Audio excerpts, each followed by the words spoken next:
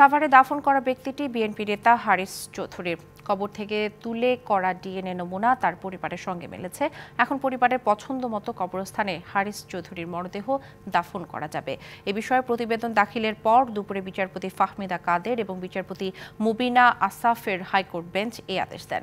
এর আগে 5ই সেপ্টেম্বর তার মেয়ে ব্যারিস্টার সামিরা তানজিনের করা এক রিট আবেদনের শুনানি নিয়ে হাইকোর্ট বেঞ্চ আবুল হারিস চৌধুরীর পরিচয় নির্ধারণে কবর থেকে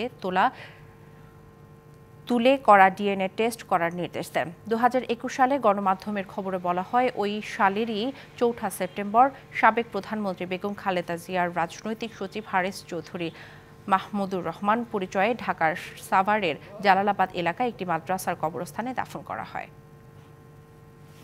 5ই নভেম্বর একটি ডিএনএ টেস্টের রেজাল্ট আসে। ডিএনএ টেস্টে পরিষ্কারভাবে পুলিশ প্রশাসন বলে, কনসার্ন ডিপার্টমেন্ট, যে ওই বডিটির ব্যারিস্টার সামিরা তানজিন চৌধুরী ওনার জৈবিক পিতা। তার মানে ওনার পরিচয় নিয়ে আর কোনো সন্দেহ থাকে না।